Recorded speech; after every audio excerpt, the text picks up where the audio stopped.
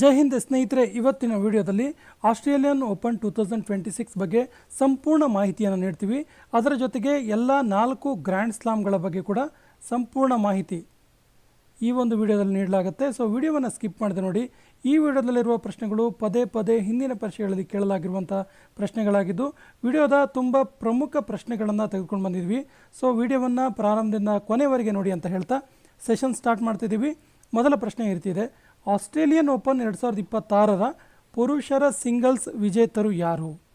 ಸರಿಯಾದ ಉತ್ತರ option B, ಕಾರ್ಲಸ್ Alcaraz. ಪ್ರಶ್ನೆ ಈ ರೀತಿ ಕೂಡ ಕೇಳ್ಬೋದು, ಆಸ್ಟ್ರೇಲಿಯನ್ ಓಪನ್ 2026ರ ಪುರುಷರ ಸಿಂಗಲ್ಸ್ ವಿಜೇತ ಕಾರ್ಲಸ್ ಅಲ್ಕರಾಜ್ ಯಾವ ದೇಶದವರು ಅಂತ ಕೂಡ ಕೇಳ್ಬೋದು. ಸರಿಯಾದ ಉತ್ತರ ಅದಕ್ಕೆ ಸ್ಪೇನ್ ಅಂತ ಆಗುತ್ತೆ. ಸೊ ಸ್ಪೇನ್ನ ಕಾರ್ಲಸ್ ಅಲ್ಕರಾಜ್ ಇದಾರಲ್ಲ, ಇವರು ನೋವಾಕ್ ಜೋಕೋವಿಚ್ ಅವರನ್ನ ಸೋಲಿಸಿದ್ರು.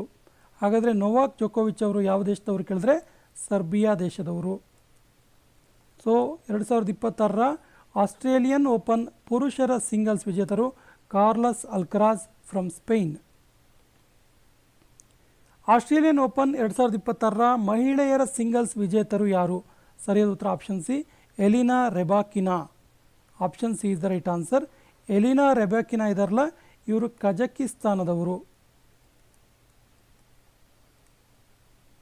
ಕಜಕಿಸ್ತಾನದವರು ಎಲಿನಾ ರೆಬಾಕಿನಾ. ಇವರು ಅರಿಯಾನಾ ಸಬಲೆಂಕಾ ಅವರನ್ನು ಸೋಲಿಸ್ತಾರೆ. ಸೊ ಅರಿಯಾನಾ ಸಬಲೆಂಕಾ ಯಾವ ದೇಶದವರು ಕೇಳಿದ್ರೆ ಬೆಲಾರಸ್ನ one of the best tennis player ಇವರು ಅರಿಯಾನಾ ಸಬಲೆಂಕಾ.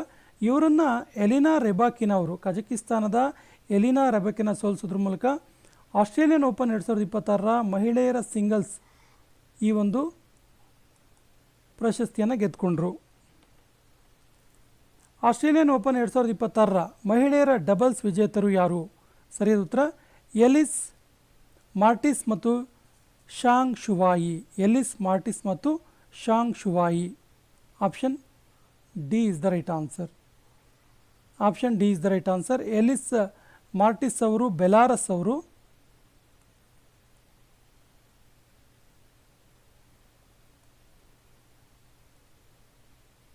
ಶಾಂಗ್ ಶುವಾಯಿ ಅವರು ದಕ್ಷಿಣ ಕೊರಿಯಾ. ಆಸ್ಟ್ರೇಲಿಯನ್ ಓಪನ್ 2026ರ ಪುರುಷರ ಡಬಲ್ಸ್ ವಿಜೇತರು ಯಾರು? ಸರಿಯಾದ ಉತ್ತರ ಕ್ರಿಸ್ಟಿನಾ ಹ್ಯಾರಿಸ್ ಮತ್ತು ನೀಲ್ ಸ್ಕ್ಯುಪಾಸ್ಕಿ ಅವರು. ಸೊ ಕ್ರಿಸ್ಟಿನಾ ಹ್ಯಾರಿಸ್ ಇದಾರಲ್ಲ, ಇವರು ಅಮೇರಿಕದವರು, USA. ನೀಲ್ ಸ್ಕ್ಯುಪಾಸ್ಕಿ ಅವರು ಬ್ರಿಟನ್ ಅವರು. ಇದು ಪುರುಷರ ಡಬಲ್ಸ್ ಆಸ್ಟ್ರೇಲಿಯನ್ ಓಪನ್ 2026ನ ಪುರುಷರ ಡಬಲ್ಸ್ ವಿಜೇತರು. ಹಾಗಾದರೆ ಮಿಕ್ಸಡ್ ಡಬಲ್ಸ್ ವಿಜೇತರು ಯಾರು?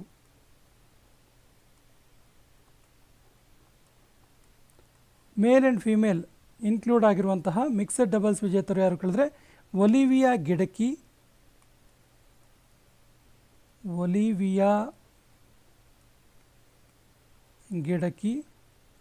ಮತ್ತೊಬ್ಬರು ಯಾರು ಕೇಳಿದ್ರೆ ಜಾನ್ ಪಿಯರ್ಸ್.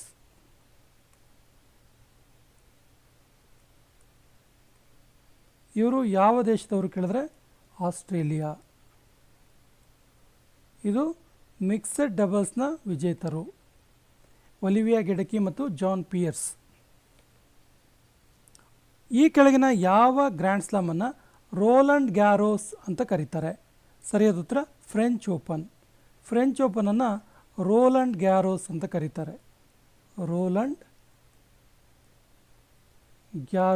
ಕರೀತಾರೆ. ಗ್ರ್ಯಾಂಡ್ ಸ್ಲಾಮ್ ಎಂಬ ಪದ ಕೆಳಗಿನ ಯಾವ ಕ್ರೀಡೆಯೊಂದಿಗೆ ಹೊಂದಿಕೆಯಾಗಿದೆ? ಸರಿಯಾದ ಉತ್ತರ ಟೆನ್ನಿಸ್. ಈ ಕೆಳಗಿನವುಗಳಲ್ಲಿ ಯಾವುದು ಅತ್ಯಂತ ಪುರಾತನವಾದ ಗ್ರ್ಯಾಂಡ್ ಸ್ಲಾಮ್ ಆಗಿದೆ? ಸರಿಯಾದ ಉತ್ತರ Wimbledon is oldest grand slam.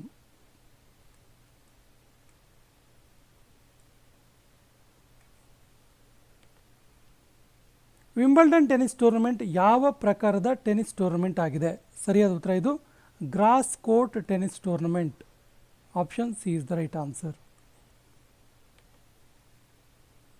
ಟೆನ್ನಿಸ್ನಲ್ಲಿ double bagel ಎನ್ನುವುದರ ಅರ್ಥ ಏನು? ಡಬಲ್ ಬ್ಯಾಗಲ್ ಅಂತೇಳಿ ವರ್ಡ್ ಯೂಸ್ ಆಗುತ್ತಲ್ಲ, ಇದರ ಅರ್ಥ ಏನು? ಸರಿಯಾದ ಉತ್ತರ ಒಬ್ಬ ಆಟಗಾರ 6-0 6-0 ಅಂತರದಿಂದ 2 ಸೆಟ್ಟನ್ನು ಸೋತ್ರೆ ಅದಕ್ಕೆ ಏನಂತ ಕರಿತೀವಿ ಕೇಳಿದ್ರೆ ಅದಕ್ಕೆ ಡಬಲ್ ಬ್ಯಾಗಲ್ ಅಂತ ಕರೀತಾರೆ. ವಿಂಬಲ್ಡನ್ ಟೆನ್ನಿಸ್ ಟೂರ್ನಮೆಂಟನ್ನು ಯಾವ ದೇಶದಲ್ಲಿ ಆಯೋಜನೆ ಮಾಡಲಾಗುತ್ತೆ? ಸರಿಯಾದ ಉತ್ತರ ಇದನ್ನು ಇಂಗ್ಲೆಂಡಲ್ಲಿ ಆಯೋಜನೆ ಮಾಡಲಾಗುತ್ತೆ. Option C is the right answer. Wimbledon tennis tournament ಪ್ರಾರಂಭಿಸಿದ ವರ್ಷ ಯಾವುದು? ಸರಿ ಉತ್ತರ 1877, 1877. ಹಾಗಾದರೆ ಇದುವರೆಗೂ ಅತಿ ಹೆಚ್ಚು ವಿಂಬಲ್ಡನ್ ಗ್ರ್ಯಾಂಡ್ ಸ್ಲಾಮನ್ನು ಗೆದ್ದವರು ಯಾರು? ಅತಿ ಹೆಚ್ಚು ಗ್ರ್ಯಾಂಡ್ ಸ್ಲಾಮ್ ವಿಜೇತರು ಯಾರು? ಮೇಲ್ ಆ್ಯಂಡ್ ಫೀಮೇಲ್ ಎರಡನ್ನೂ ನೋಡೋಣ. ಪುರುಷರ ಅತಿ ಹೆಚ್ಚು ಗ್ರ್ಯಾಂಡ್ ಸ್ಲಾಮ್ ವಿಜೇತರು ಯಾರು ಕೇಳಿದ್ರೆ ನೋವಾಕ್ ಜೋಕೋವಿಚ್.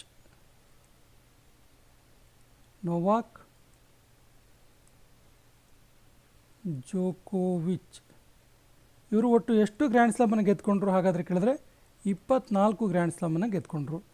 ಮಹಿಳೆಯರ ಅತಿ ಹೆಚ್ಚು ಗ್ರ್ಯಾಂಡ್ ಸ್ಲಾಮ್ ಗೆದ್ದವರು ಯಾರು ಕೇಳಿದ್ರೆ ಮಾರ್ಗರೀಟಾ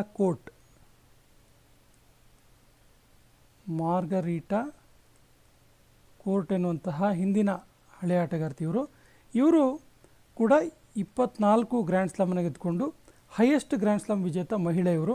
ಹೈಯೆಸ್ಟ್ ಗ್ರ್ಯಾಂಡ್ ಸ್ಲಾಮ್ ವಿಜೇತ ಪುರುಷ ಯಾರು ಕೇಳಿದ್ರೆ ನೋವಾಕ್ ಜೋಕೋವಿಚ್ನ ನಂತರ ಇರೋರು ಯಾರು ಕೇಳಿದ್ರೆ Rafael Nadal.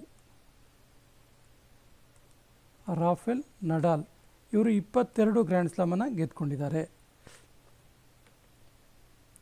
Rowland ಗ್ಯಾರೋಸ್ grand slam tennis ಎಲ್ಲಿ ಆಯೋಜಿಸಲಾಗುತ್ತೆ? ಸರಿಯಾದ ಉತ್ತರ ಇದನ್ನು ಪ್ಯಾರಿಸಲ್ಲಿ ಆಯೋಜಿಸಲಾಗುತ್ತೆ. ರೋಲ್ಯಾಂಡ್ ಗ್ಯಾರೋಸ್ ಅಂದರೆ ಏನು ಕೇಳಿದ್ರೆ ಫ್ರೆಂಚ್ ಓಪನ್ ಗ್ರ್ಯಾಂಡ್ ಸ್ಲಾಮ್ ಆಗಿದೆ. ಇನ್ನು ಟೆನ್ನಿಸ್ ಬಗ್ಗೆ ಇರುವಂಥ ಪ್ರಮುಖ ಅಂಶಗಳು: ಭಾರತದಿಂದ ಈ ಗ್ರ್ಯಾಂಡ್ ಸ್ಲಾಮನ್ನು ವಿಜೇತರಾದ 4 ಜನ ಪ್ರಮುಖರು ಯಾರು ಅಂತ ಕೇಳಿದ್ರೆ ಇದುವರೆಗೆ 4 ಜನ ಮಾತ್ರ ಭಾರತೀಯರು ಗ್ರ್ಯಾಂಡ್ ಸ್ಲಾಮ್ ಪ್ರಶಸ್ತಿಯನ್ನು ಗೆದ್ದುಕೊಂಡಿದ್ದಾರೆ. ಅವರು ಯಾರ್ಯಾರಂತ ನೋಡ್ತಾ ಹೋದರೆ ಮಹೇಶ್ ಭೂಪತಿ,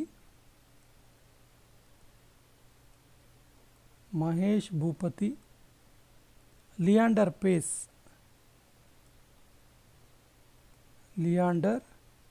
ಇವರು ಒಂದು ಕಾಲಕ್ಕೆ ಭಾರತದ ಅತ್ಯಂತ ಸುಪ್ರಸಿದ್ಧ ಡಬಲ್ಸ್ ಪ್ಲೇಯರ್ ಇವರಿಬ್ಬರು, ಮಹೇಶ್ ಭೂಪತಿ ಮತ್ತು ಲಿಯಾಂಡರ್ ಪೇಸ್. ಹಾಗೆಯೇ ಸಾನಿಯಾ ಮಿರ್ಜಾ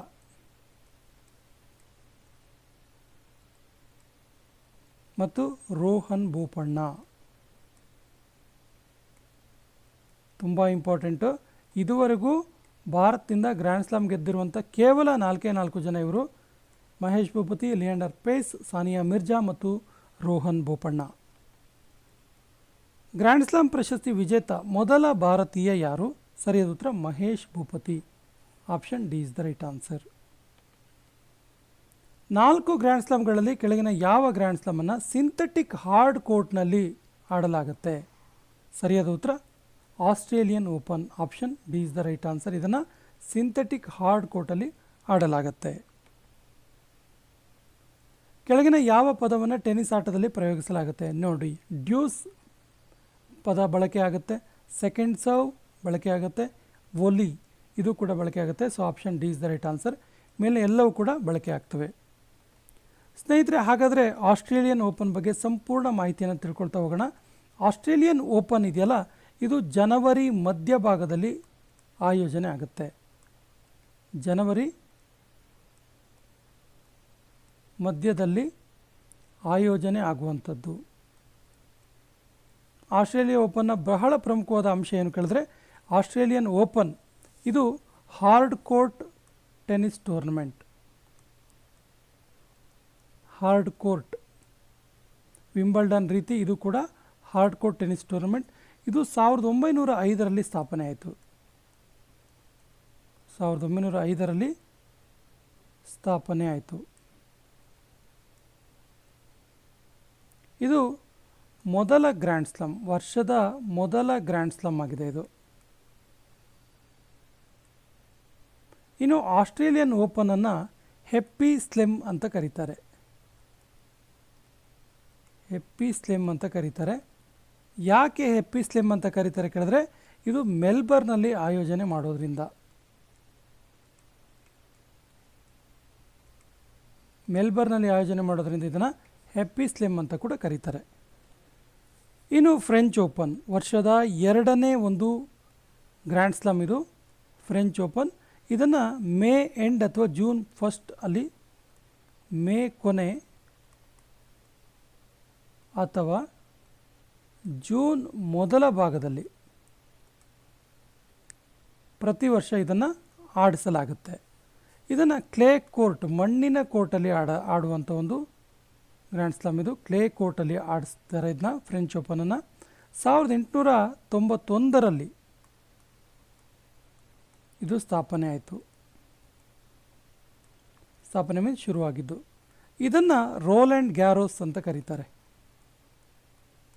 ರೋಲ್ಯಾಂಡ್ ಗ್ಯಾರೋಸ್ ಅಂತ ಕರೀತಾರೆ ಯಾವುದನ್ನು? ಫ್ರೆಂಚ್ ಓಪನನ್ನು. ಇನ್ನು ವಿಂಬಲ್ಡನ್ ಇದೆಯಲ್ಲ, ವರ್ಷದ 3ನೇ ಗ್ರ್ಯಾಂಡ್ ಸ್ಲಾಮ್. ಇದು ಜೂನ್ ಎಂಡ್ ಅಥವಾ ಜೂನ್ ಕೊನೆಯ ಭಾಗದಲ್ಲಿ ಅಥವಾ ಜುಲೈ ಮೊದಲ ಭಾಗದಲ್ಲಿ, ಜುಲೈ ಮೊದಲು ಇದನ್ನು ಆಡಿಸಲಾಗತ್ತೆ. ಯಾವುದನ್ನು? ವಿಂಬಲ್ಡನ್ನ. ಇದೊಂದು ಹುಲ್ಲು ಹಾಸಿನ ಕೋರ್ಟಲ್ಲಿ ಆಡುವಂಥ ಒಂದು ಟೂರ್ನಮೆಂಟ್. ಹುಲ್ಲು ಹಾಸಿನ ಗ್ರಾಸ್ ಕೋರ್ಟ್, ಹುಲ್ಲು ಹಾಸಿನ ಕೋರ್ಟ್ ಅಥವಾ ಗ್ರಾಸ್ ಕೋರ್ಟಲ್ಲಿ ಆಡಿಸುವಂಥ ಒಂದು ಗ್ರ್ಯಾಂಡ್ ಸ್ಲಾಮ್ ಆಗಿದೆ ಇದು ವಿಂಬಲ್ಡನ್. ಹಾಗೆಯೇ ಇದನ್ನು 1877ರಲ್ಲಿ ಶುರು ಮಾಡಲಾಯಿತು. 1877ರಲ್ಲಿ ಇದು ಸ್ಥಾಪನೆ ಆಗಿದ್ದು. ಇದರ ವಿಶೇಷತೆ ಏನು ಕೇಳಿದ್ರೆ, ಇದು ಓಲ್ಡೆಸ್ಟ್ ಗ್ರ್ಯಾಂಡ್ ಸ್ಲಾಮ್. ಇದು ಓಲ್ಡೆಸ್ಟ್ ಅಂದರೆ ಅತ್ಯಂತ ಪ್ರಾಚೀನ ಗ್ರ್ಯಾಂಡ್ ಸ್ಲಾಮ್ ಆಗಿದೆ ಇದು. ಇನ್ನು U S open. U S open ಬಗ್ಗೆ ಹೇಳೋದಾದರೆ, ಇದು ಆಗಸ್ಟ್ ಲಾಸ್ಟ್ ಮತ್ತು ಸೆಪ್ಟೆಂಬರ್ ಮೊದಲ ಭಾಗದಲ್ಲಿ, ವರ್ಷದ ಕೊನೆಯ ಗ್ರ್ಯಾಂಡ್ ಸ್ಲಾಮ್ ಇದು. ಆಗಸ್ಟ್ ಲಾಸ್ಟಲ್ಲಿ, ಆಗಸ್ಟ್ ಕೊನೆಯಲ್ಲಿ ಅಥವಾ ಸೆಪ್ಟೆಂಬರ್ ಮೊದಲು ಇದನ್ನು ಆಡಿಸಲಾಗುತ್ತೆ. ಹಾರ್ಡ್ ಕೋರ್ಟಲ್ಲಿ ಆಡಿಸುವಂಥ ಒಂದು ಟೂರ್ನಮೆಂಟ್ ಇದು. ಹಾರ್ಡ್ ಕೋರ್ಟ್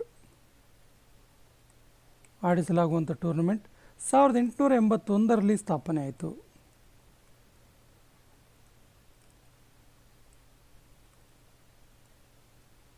ಇದು ವರ್ಷದ ಕೊನೆಯ ಗ್ರ್ಯಾಂಡ್ ಸ್ಲಾಮ್ ಆಗಿದೆ. ಇನ್ನು ಇಂಟರ್ನ್ಯಾಷನಲ್ ಟೆನ್ನಿಸ್ ಫೆಡರೇಷನ್ ಬಗ್ಗೆ ನೋಡ್ತಾ ಹೋದರೆ, ಇಂಟರ್ನ್ಯಾಷನಲ್ ಟೆನ್ನಿಸ್ ಫೆಡರೇಷನ್ ಇದೆಯಲ್ಲ, ಇದು ಮಾರ್ಚ್ 1,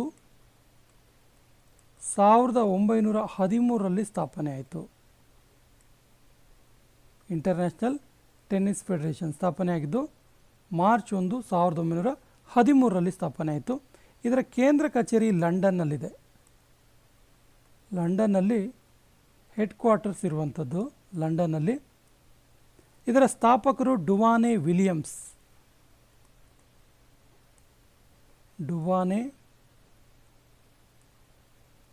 ವಿಲಿಯಮ್ಸ್ ಯಾರಿದು? ಸ್ಥಾಪಕರು. ಇದರ ಪ್ರಸ್ತುತ ಅಧ್ಯಕ್ಷರು ಯಾರು ಹಾಗಾದರೆ ಕೇಳಿದ್ರೆ, ಡೇವಿಡ್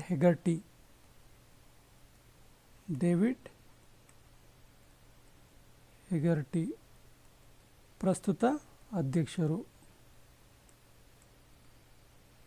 ಸ್ನೇಹಿತರೆ, ಇದಿಷ್ಟು ಇಂಟರ್ನ್ಯಾಷನಲ್ ಗ್ರ್ಯಾಂಡ್ ಸ್ಲಾಮ್ನ ಕುರಿತಾದ ಮೋಸ್ಟ್ ಇಂಪಾರ್ಟೆಂಟ್ ಪಾಯಿಂಟ್ಸ್ಗಳು. ವಿಡಿಯೋ ಇಷ್ಟ ಆದರೆ ಲೈಕ್ ಮಾಡಿ, ಶೇರ್ ಮಾಡಿ, ಮತ್ತು ನಮ್ಮ ಚಾನಲ್ ಮೊದಲ ಬಾರಿಗೆ ನೋಡ್ತಾ ಇದ್ದರೆ ಸಬ್ಸ್ಕ್ರೈಬ್ ಮಾಡೋಕ್ಕೆ ಮರಿಬೇಡಿ ಅಂತ ಹೇಳ್ತಾ ಸೆಷನ್ ಕಂಪ್ಲೀಟ್ ಮಾಡ್ತಾ ಇದ್ದೀವಿ. ಜೈ ಹಿಂದ್.